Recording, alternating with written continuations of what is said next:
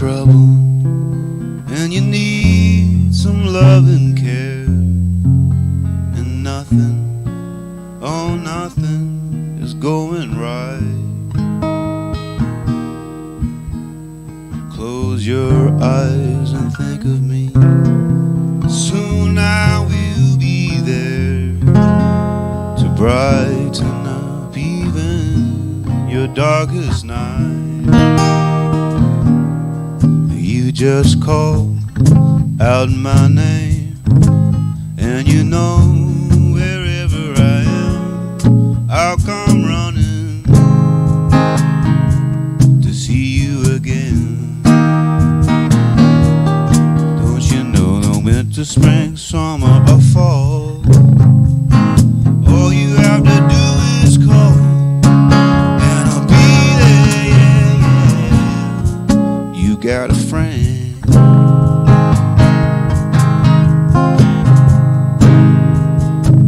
When the sky above you turns dark and full of clouds, and that old north wind begins to blow, keep your head together now. Call my name out loud. Soon I'll come knocking upon your door. You just call out my name, and you know wherever I am, I'll come running to see you again. Don't you know winter, spring, summer or fall, all you have to do is call and I'll be there, yeah, yeah, yeah. You've got a friend. Got a friend. 'Cause people can be so cold, they'll hurt you, desert you, take your soul if you let them. So don't you let them know. Or you just call out my name, and you know wherever I am, I'll come running.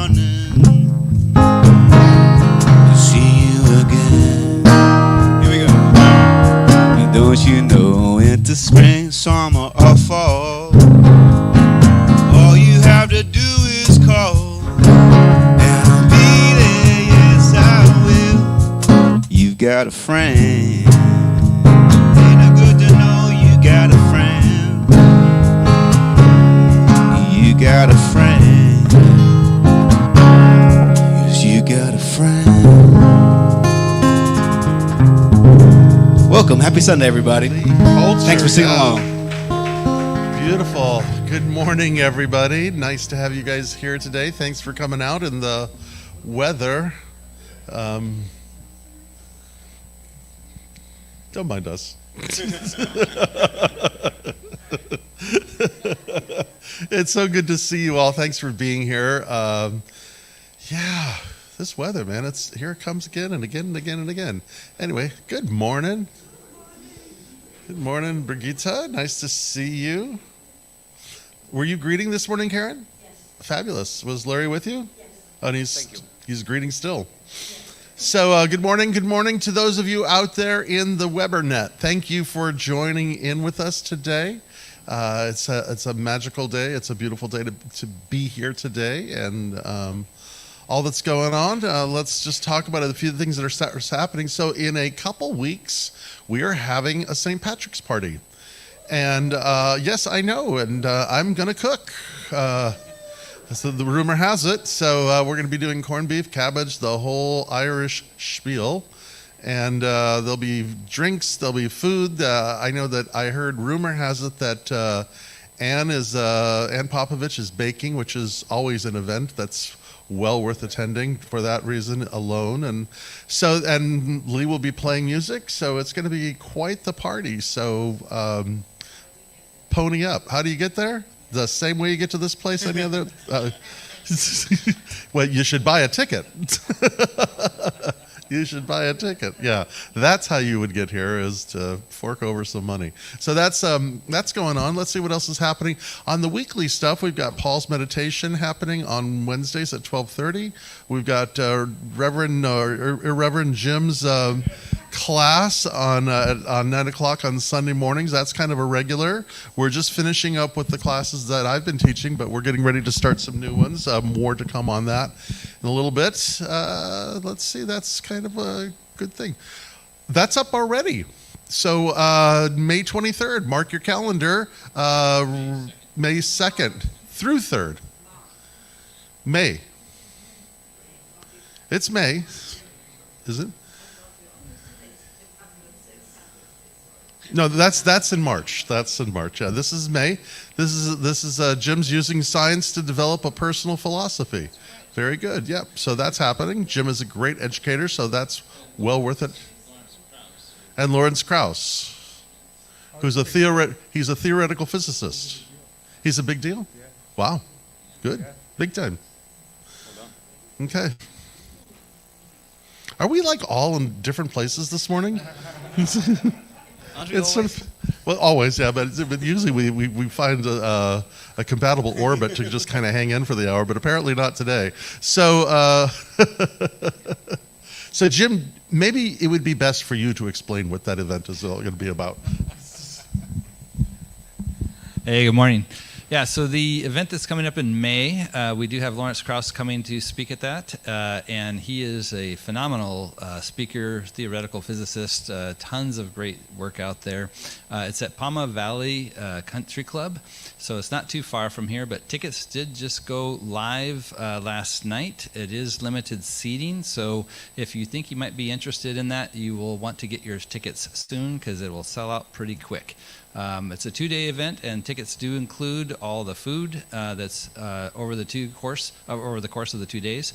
And yeah, it should be a lot of fun. The event website is www.sci as in science -phi as in philosophy -ls.com. So sci-fi-ls.com. And I think we'll have an ad for this in the newsletter that goes out as well. So if you're interested in going to that, go to the website, get your tickets. It's going to be a lot of fun. How about you, Lee? What you got going on? Nothing much. Just working on my EP, my recordings, and recording art for other friends and stuff. So keep myself occupied. Good. Yeah, doing the things. Good. Are you playing any place that we could see you this week or next week? Rancho Valencia. I don't know if anyone's been to that resort down in Rancho Santa Fe. I think it's a couple Sundays away from now. Okay. But, yeah. I actually I know that a few years ago that people were very supportive here of my nomination for a San Diego Music Award, and I just got nominated again this past week for the same category, Best Folk, Best Acoustic. Fabulous. So that's Fabulous. coming up, yeah. Wonderful. It was actually for the Christmas song that I wrote. Right. Oh, is it? Yeah, and I got nominated for that. So that's Okay. lovely, yeah. And we can vote for you. Yes, that's exciting. How do we vote for you? Oh, I think it's sdma.org. sdma.org. Okay. San Diego Music Awards. You can vote Right for on. that. The gift song. And you, Paul, how are things? Things are great. Just teaching karate and just trying to stay centered and be in the zone. Right on. Yeah. Right on. Beautiful. Yeah. How about anybody else? Anything going on that the world should know? You're taking You're taking 2? Yeah. Okay. I'm taking a class with you on Wednesday, and I'm taking we're studying the book on. Oh yeah. It's not your money. That's right. That's happening after service today too. Is that the last one? No, next week is. Yeah. Yeah. Oh, cool. And what else? All right. So Paul, why don't you take the bus over and bring us to God? So welcome everyone. My name is Paul and I'm your practitioner today. It's a privilege and an honor to be up here and to lead everyone in prayer. This is awesome, just to be here every single week and to just experience the diversity of all of us here today. So let us begin with a prayer and just really center ourselves and hone in on our own self. And know that self is that self that is creative, it's loving, it's kind, it's beautiful. And it's good to really honor that. And yes, question.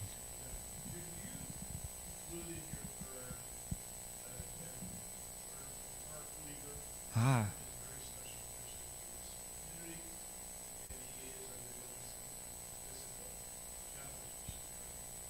Yes, thank you, Mike. I will definitely include Mark Weaver, who's our maintenance guy. He takes care of our grounds here and the plants, and so yes, I'll definitely include him in our prayers. Thank you. And so prayer, yeah, let's get to that, because prayer is an awesome thing. You know, it's just amazing how when we can pray for someone and to really notice the difference. And if there is a difference, right? I'm sure we can feel it, and so we hone in and align with that feeling sense, and our own bodies and what happens, and just to really allow whatever needs to come up to come up. And so we know that there is this expression of life that is everywhere present. It is a creative force. It is an essence. It is the background of all things. And we know that force here today is the calling and the beacon that we each and every one of us have.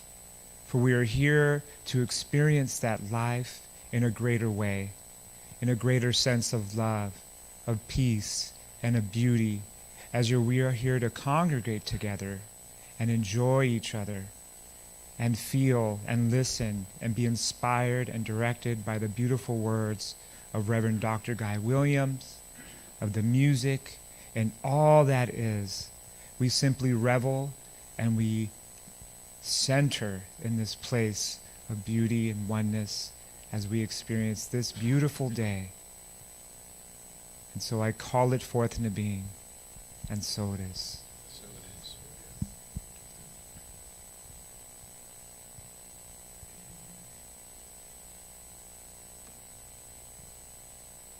And so the reading was taken from a book. It's by a book called Codependency No More. I think her name is Melody Beattie. And apparently it's a very popular book, because I had started reading it about a month or so ago, and I'm just like, wow, yeah, this is a powerful book here. And it's one of those books that you can have in your library and just go to it every now and then. And so this reading's about feelings, and it goes, I ran from my feelings like they were this big, slobbering monster chasing me. A woman once said to me, they're not, and we can't run from them. They're inside us, part of us, until we feel them. After experiencing deep loss or trauma, we may think any additional pain or loss will completely devastate us, or we may feel like we're invincible when it comes to emotional pain and don't need to acknowledge the small stuff. Neither attitude is helpful. The middle road is acknowledging and accepting what we feel. No need for a big production. Then we can comfort ourselves if need be. Once we're at peace, we'll know if we need to take action and what that should be. But remember, not all emotion requires follow-up. We don't need to fear our feelings. That reflex may be a response to the survival device we learned during childhood. Don't feel. All we need to do is acknowledge our feelings and allow ourselves to feel them. And so it is. So now we will sit with that in a 3-minute meditation.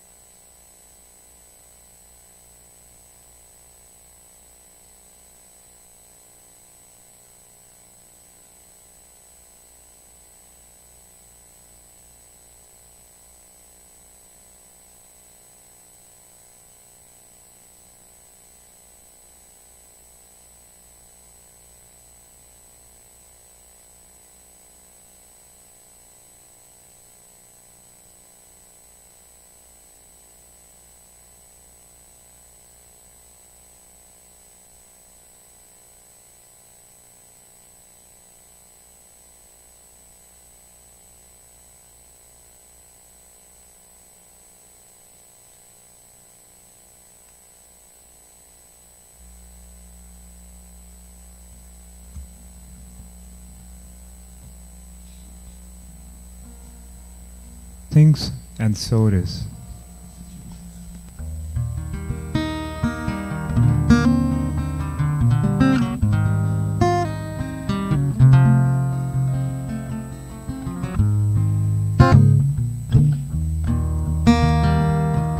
It's a glorious day on the planet I love. Let me tell you what I'm thinking of. 'Cause I've been wondering why it was, but it's just life doing what it does. We keep trying to mess it up, they keep trying to bring us down. So I'm just gonna smile at everything around, 'cause I've got earth beneath my feet and the sky above. And it's a glorious day on the planet I love.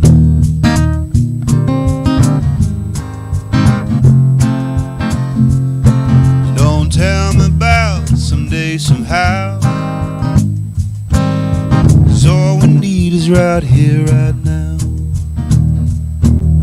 I've got some rhythm and I got some rhyme, yeah. I got my music and I got my mind.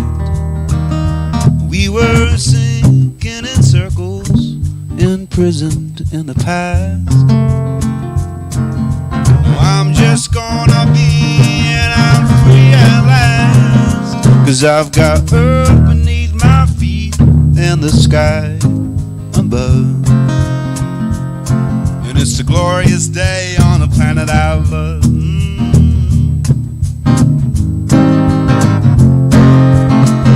Because there's children playing somewhere. How's life on Jupiter? I don't care, oh no, 'cause we've got lovers just laying there. Oh yeah. Well, I'm no hero, I'm not brave. I'm just tired of being afraid. 'Cause I've been wondering why it was,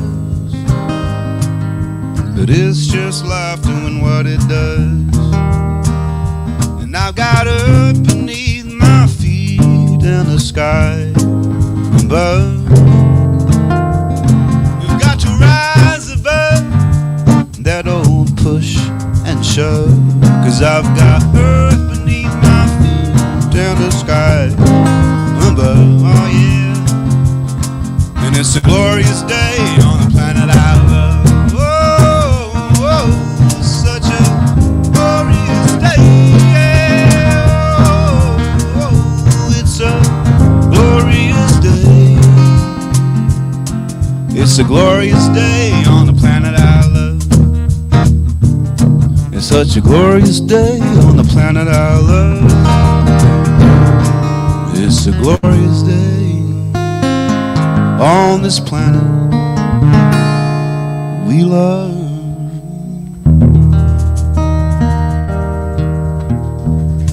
True story. Thank you very much. Please welcome Reverend the Dr. Guy Williams. Thanks, Jim Jones, as well.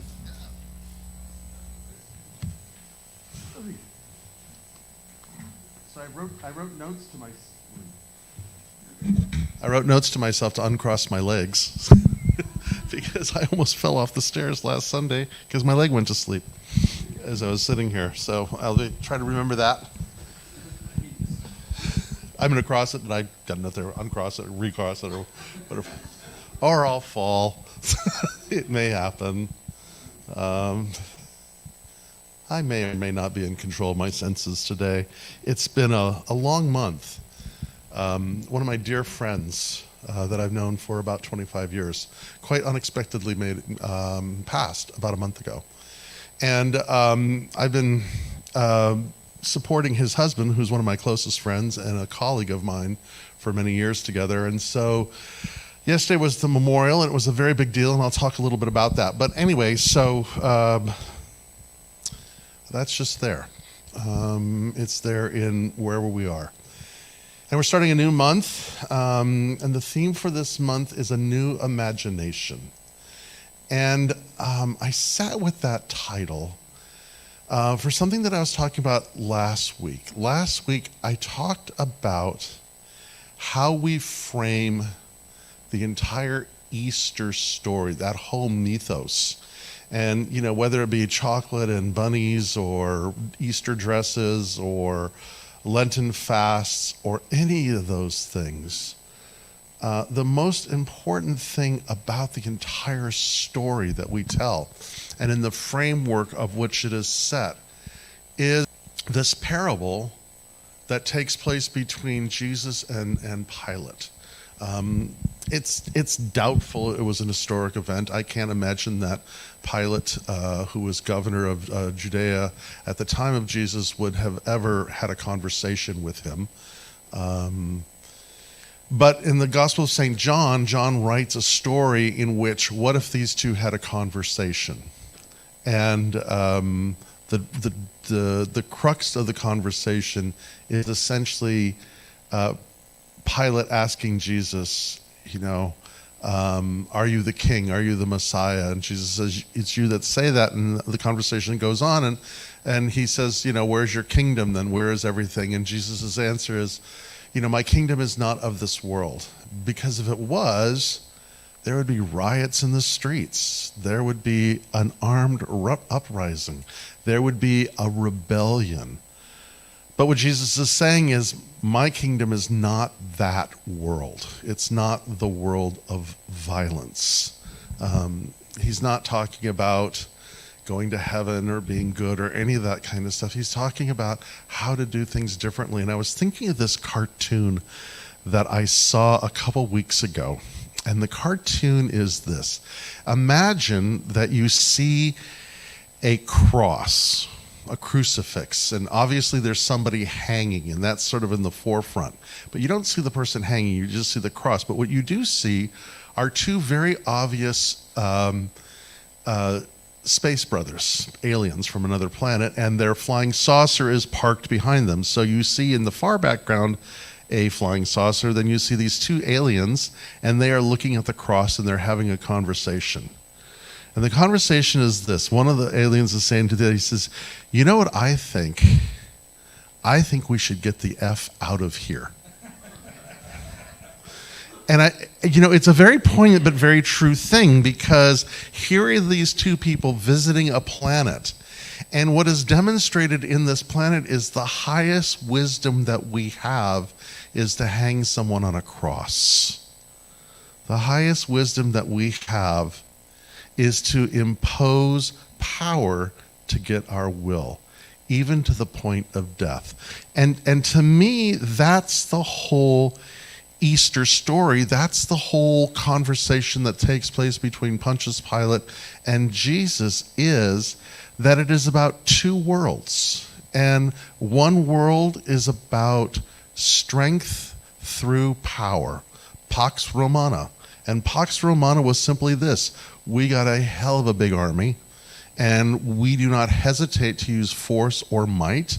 Augustus had just completed, a 25-year civil war in which the entire known world was in tremendous upheaval. And so he was considered the Prince of Peace because he brought peace through power. But then you have Jesus, and you really can't have a conversation about the message of Jesus or his mission without putting it in context to the prophetic tradition of Israel, which was to call people not peace through strength or power, but peace through redistributive justice. And that's where that whole thing goes on. And like I said last week, the Romans didn't crucify philosophers. They didn't crucify healers. They didn't crucify anybody about the forgiveness of sins. They crucified insurrectionists. And that's kind of what it comes down to. And so what's going on is that the Easter story tells the story of a revolution, a different way of being, a new vision a new imagination. And it extends an invitation for all of us through the ages of how we participate in that particular revolution. And one of the great revolutions, or one of the great participants in that revolution, was Dr. Martin Luther King. And he wrote this. He says, one of the great liabilities of life is that all too many people find themselves living amid a great period of social change, and yet they fail to develop the new attitudes, the new mental responses, that the new situation desires. They end up sleeping through the revolution. You know, and I've been thinking about that whole thought all week, sleeping through the revolution. And I think to myself, you know, how many events have I slept through? Or how many times has this revolution invited me to participate in it, and I was someplace else? And maybe you think that yourself as well. I don't know. But as I was thinking about that, I thought, you know, I could make a list, because that's, you know, Virgo. We like to make lists. And I was thinking, you know, like 3 ways that it's easy for me and perhaps for you. 3 ways that I can sleep through a revolution. And the first one is through distraction. Paying attention to the wrong things. Pay attention to the things that are not supposed to be important for who we are as individuals, and yet become of utmost importance. And let me give you an example. So I don't think that you can talk about the entire Jesus story. And not just the Jesus story. I would say the same thing about the Bhagavad Gita. I would say the same thing about Buddhism. I would say the same thing about any spiritual tradition. You cannot talk about any kind of spiritual tradition without talking about politics.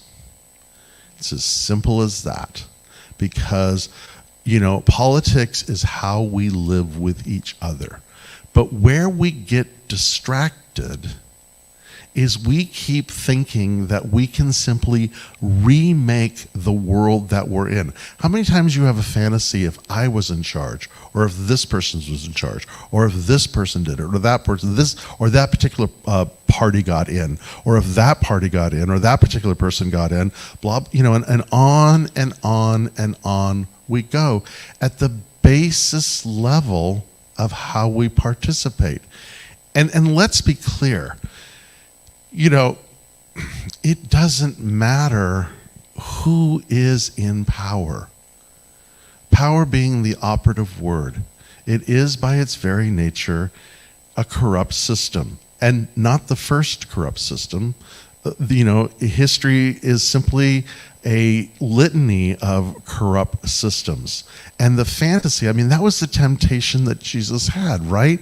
Is that he could just be a better Caesar. I think it's told really well in Lord of the Rings, of course, because I'm 10 minutes into my talk and I've got to talk about Lord of the Rings at some point. But that's the thing. The temptation is, what if I had the ring? What if I had the power? And that's the whole thing. If I had the power, I could make it right. But, you know, as Emma Curtis Hopkins says, all evil starts with the intention of doing good. And so to pay attention to that idea that somehow or this, or to think that, you know, let me put it another way. So let me frame this talk with the fact that I have been a month supporting a friend, and for the last 4 nights been pretty engaged in this at a very, you know, I may or may not have had wine. But let me put it this way. Personally, I am so tired of being gaslit by politicians who tell me that if I don't vote for this person or vote for that person, that there is an existential threat that the whole thing is going to go down the tubes. I'm just tired of hearing that story. And I'm tired of hearing the story that this person or that person is the lesser of two evils. The lesser of two evils is still evil. I am just tired of thinking or being told that I need to compromise my values or ideals because if I don't, some terrible or horrible thing will happen. News alert, it happened. We're living in it. It's a broken world that we live in. And it's not going to get fixed by the systems that broke it. And so the first distraction, I think, the best way to be asleep during this revolution is to actually look at things as they are and think that somehow or another it can be fixed in the systems that we have. Again, quoting Emma Curtis Hopkins, do not be deceived by the appearance of things, because it happens at a different level. That was the entire message, is it's not going to happen by fixing a broken system. It's going to happen by creating something different. Carl Jung says it this way. He says, oh, I forgot to give the other two things. Let me go back. I forgot to give the other two reasons why how we sleep. So the first one is being distracted. The second one is this: is caught up in future or past thinking. This idea of being nostalgic about the way things were, and that if we can just return to how it was, things will be better. They won't. First of all, because we can't. And second of all, because they won't, and it isn't true. Nor do we know the future. And to think that we do, all we're trying to do is impose a fantasy about systems the way that we have them or want them into this future thing. And when we are paying too much attention to the past or to the future, we are disregarding one of the greatest revelations of spirit there is, which is novelty. You know, I think that to me, is how do I define the divine? Well, I couldn't even begin to describe that, but novelty would certainly be in the mix. So, how am I distracted, or am I finding myself in the future or in the past? All of those are ways that I can sleep through the revolution. And the third way, the most important distraction to pay attention to for me and perhaps for you is this: is there's nothing that I can do about it. There's nothing I can do about it. I'm not this person, I'm not that person. You know, as I tell my friends, you know, when we're having conversations about how the world should be this way or how the world should be that way, I have to stop and think and say, you know what? Nobody is calling me about the economic system. No one's calling me about foreign policy. No one's calling me about any of those kinds of things. And even if they were, or for you for that matter, the bottom line is that there's a myth that we have that who I am, who you are, who we are as the individuals that we are doesn't matter. And that's a lie, because the most powerful things happen at the most subtle level. So that brings me to this quote from Carl Jung, where he says, people will do anything, no matter how absurd, in order to avoid facing their own soul. One does not become enlightened by imagining figures of light, but by making the darkness conscious. How we become enlightened, how we become aware, is not paying attention to the external, but being present to the internal. And to look at the ways where we can bring light, where we can bring consciousness into the dark places. The easiest way to do that, I think, is to cultivate a practice of kindness. That wherever we are, whoever we're with, whatever is going on, is to be kind. To be kind does not mean to be a doormat. It doesn't mean to be a pushover. But it means being a place of healing, being a place of possibility, being a place of reconciliation, being a place for revolutionary change to happen that happens not by making the other person or situation wrong, but by bringing an opportunity of light and consciousness to that. It means loving the unlovable.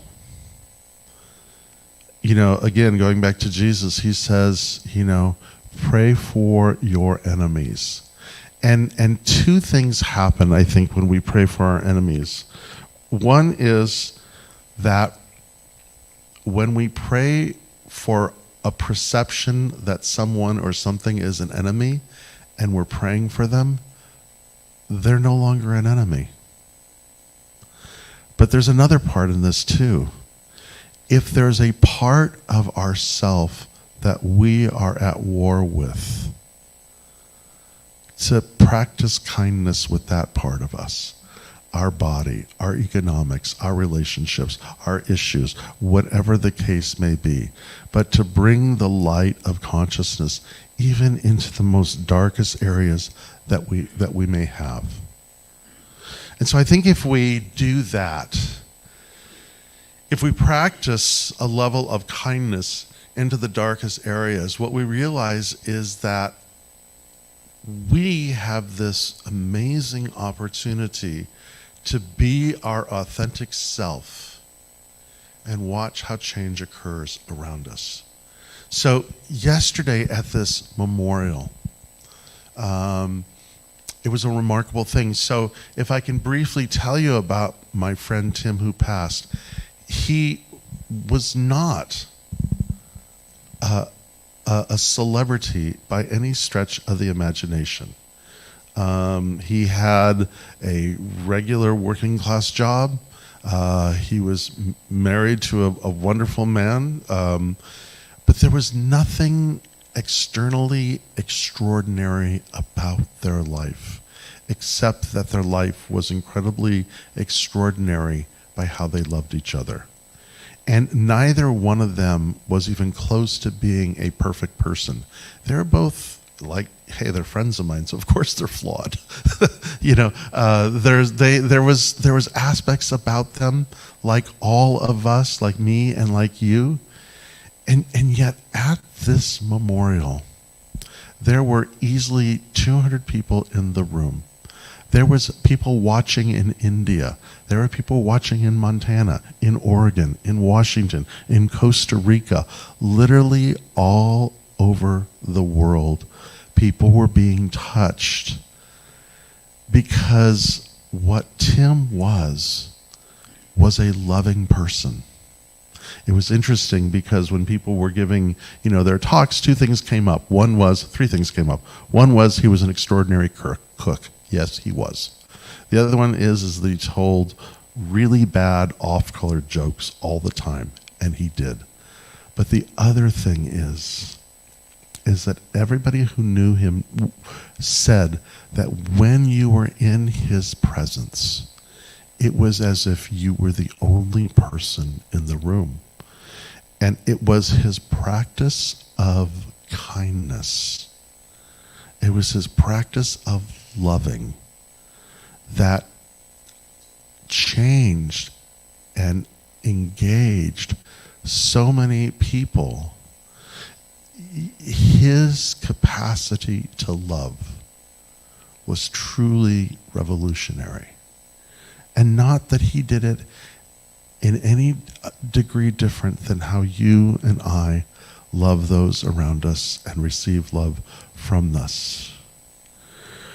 Which brings me to a quote that I've said often enough because it's like a mantra to me. And it's from Pierre Teilhard de Chardin, where he says this. He says, "Someday, after mastering the winds, the waves, the tides, and gravity, we shall harness for God the energies of love. And then for the second time in the history of the world, we shall have discovered fire. And so, if I would offer anything at the beginning of this month and this theme about creating a new imagination, it is that. It is looking, we live in an unfinished universe, but if quantum physics have taught us anything, we live in a universe of endless possibilities.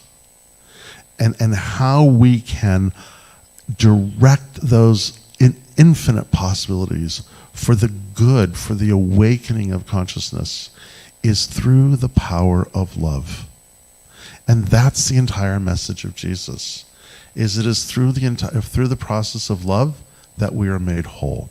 It is through the process of love that we heal the planet. It is through the process of love that we are able to embrace the things that are very broken in this world and make them whole. And the danger is we get distracted by the expedient, thinking like the ring, that we can use power to fix it. It never worked before. There's no evidence that it'll ever work again. But the true revolution is the revolution of love. And when we do that, it will be as extraordinary in our evolution as a species as when one cold night we discovered the power of fire. And so that's what I have to offer you today. But let us just take a moment to pray. Let us just take this moment now, here, to become aware. To become aware of that presence that was there at the very beginning of all things. The one that the great teacher Jesus called Abba. The loving presence. Loving as a parent would love. Loving as we know for the intention of good. It is that presence which is in and through and is all creation. It is the very essence and truth of who we are as individuals and what we have created in this community. And then whether it be our friends, part of our spiritual community who, for whatever reason, whatever challenge, they may not be here today, Bob, Mark, whoever it may be, the power of love extends to them. The power of love creates new possibilities. The power of love makes all things new. It reconciles, it heals. And whatever that may be for each and every one of us in this room, whether it be a distraction that we may have, whether it be a nostalgia for something that never was or a longing that will never be, or whether it is a feeling of absolute impotence, what I recognize is the power of love can break through each of these lies. That it is the light of the divine that brings the truth. That love is the answer and makes all things whole. And I bless this day in that consciousness, giving thanks, letting it be, and so it is.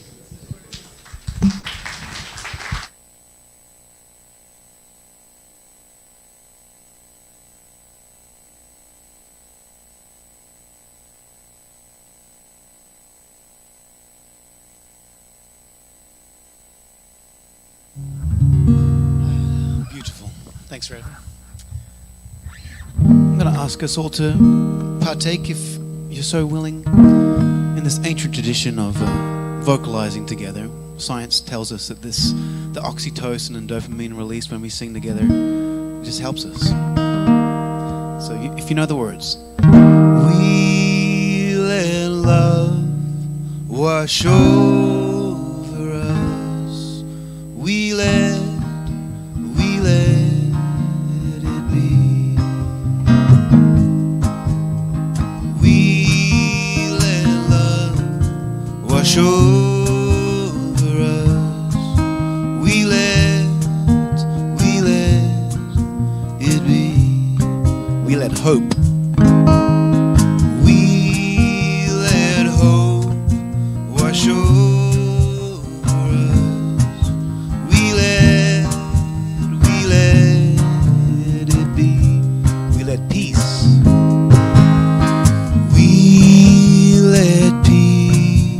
wash over us. We let it be. We let light. We let light wash over us. We let it be. We let life. We let life wash over us. We let it be. We let love. We let love wash over us. We let it be. Same thing, just our voices. We let love wash over us. We let it be. Beautiful.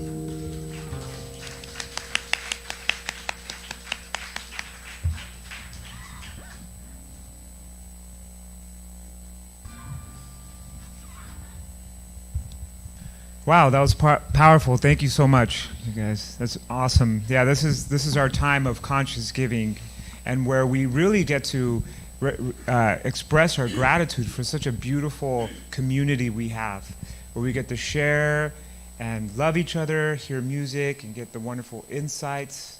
And there's actually studies out there that show that when we're around each other, that actually it expands our lives. Like we get to live longer when we're around other people and stuff.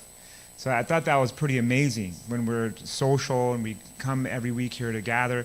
And so if you're giving today, look at it as a form of investment. You're investing in your future, quite literally. And so it's just a beautiful thing, and it's an honor to be here every Sunday with you to pray for you all. And so if you're giving today, please feel free to hold your gift to your heart. And so we allow that hand to resonate with our heart as we feel the vibrational essence of who we are, knowing that that vibrational essence comes forth through this giving, this act of love that we are here today to experience and to enjoy. And so I bless these gifts, knowing that they go forth and are an investment to the loving presence that we are. And so I give thanks, I let it be so, and so it is. So it is.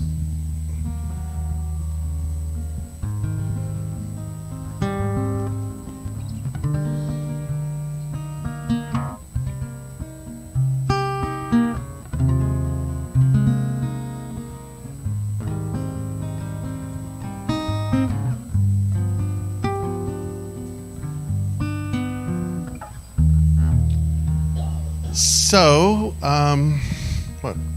Oh. So it's thank you time. Thank you for being here. Truly, thank you for being here. Thank you for supporting our community. Thank you for all that each and every one of that you do. And for those of you who show up on Sundays or any other day of the week to keep the mechanics of our community rolling, I appreciate that. Jeff, it's always a joy to have you here on the first Sunday of the month, making things happen, making things look good. Thank you for that. And Steve, all the things that you're doing all the time, appreciate that. Our greeters today were Larry and Karen. Was somebody greeting with you? Just you guys, the friendliest faces there is. So thank you for that. Music, of course, outstanding. Paul, thank you for being here. It's always great to be with you on the platform. The gift shop has got all kinds of cool things going on, and the three Graces are there today, Noreen and Sherry and Patty. I know their names. All of a sudden I was inventing new names because I've not slept well the last 5 days, so bear with me. It's Jim Jones's birthday. It's Jim's birthday. Yes, I was going to get that. Happy birthday, Jim. Yes. Was it yesterday or today? Yesterday. But you're celebrating today, and we're glad that you are. So. Dr. Seuss's birthday. There you go. Yours is on Tuesday? You're a Pisces to boot? Wow. Of course. Yeah, Pisces are good souls. Pisces are good souls. And Dave's birthday too? Today. Today? Ah, Today's your birthday, Dave? Wow. Nice. Yeah. Okay, whose birthday? Liz had a birthday this week. Last week, Liz had a birthday. Yes. Yeah. My. What a week. Yeah. Beautiful. It's a good time of year. What's 9 months from Pisces? Obviously, that's a good time too. What is that? 9 months from July. What is 9 months from February? May. May is a good time. Yeah, May, the lusty month of May. You guys saw Camelot. I'm not making that up. Yes, so with that, let's pray. Before we pray, let's talk about prayer. If your heart has been touched in any way today, please do not leave without prayer. First, you can, Paul's going to lead a prayer circle about 10 minutes after service in the Emerson room. So grab some, I know Ann made clam chowder today. So we've got chowder and whatever good foods are going on. Matt, probably a baked bread, and there's probably some really good stuff out there. So get a little something to eat, and then you can pray with Paul there. You can fill out a prayer request in the back there, and we pray during the week, and we get together on Zoom, and the practitioners pray. You can talk to one of the practitioners and just say, would you pray with me? And they will. So I'd like to invite up our practitioners if they would be so kind to come up. What? You guys are passing? Well, at least wave so they know who you are. Yeah. It's in the air. I'm thinking it's in the air, you know. Too bad there's not a good football game to go home and fall asleep in front of. Or a bad football game. I'm sorry? Dune 2. Dune 2 is out. Yeah, but that's like too much work to go to a theater today. I don't want to do that. Dune 1 is still on, though. So let's just pray. Let's just take this moment to breathe together. Because when we breathe by ourselves, everything changes. When we breathe, we come back into our body, finding the rhythm of who we are. And finding that rhythm, we find the rhythm of this entire community. Recognizing that where two or more are gathered, we move into a place of infinite possibilities and deep discernment. And so I bless this time today. I bless all that is here. I bless every spiritual community today. May each and every one of us be filled with amazement, wonder, and surprise. May it lead us to a sense of reverence for all life. And may each of us practice kindness and be of service. And so we let it be, and so it is. So it is. All right, here's a song from 4-Book Royalty. About royalty, yes. I think so. As far as songwriters go. And it's about saying to the universe, I am yours. Well, you done me, and you bet I felt it. I tried to meet you, but you're so hurt that I melted.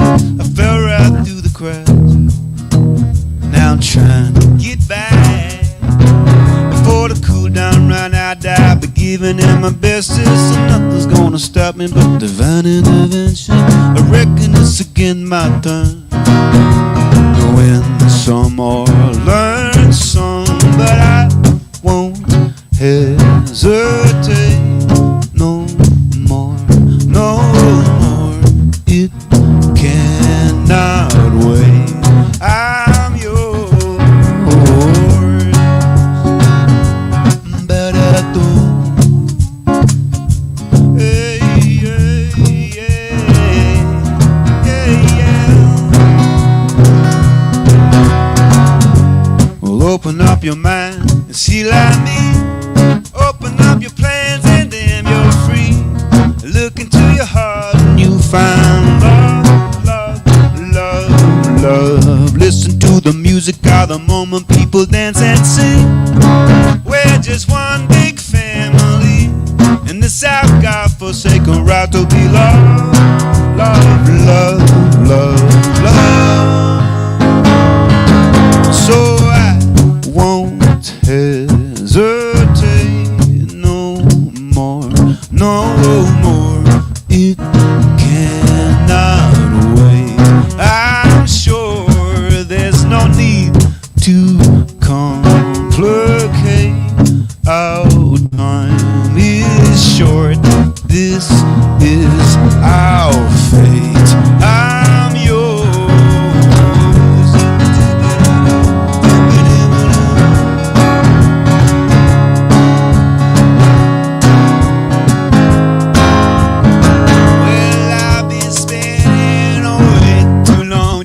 my tongue in the mirror, bending over backwards just to try to see it clearer, but my breath fogged up the glass.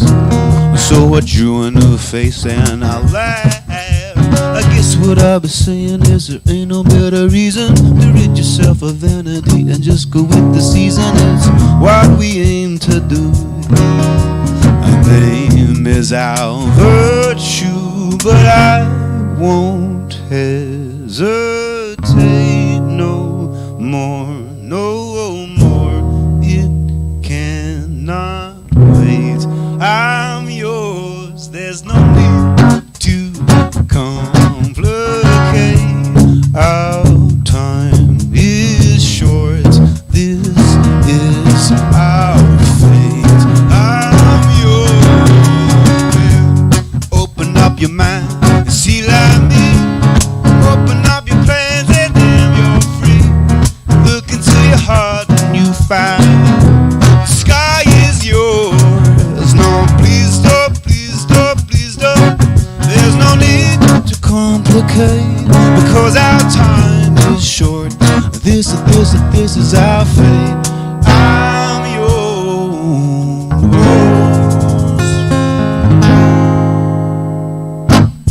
Happy Sunday. Happy birthday, Jim Jones, Dave and Liz, everybody. Happy Sunday, everyone. Cheers.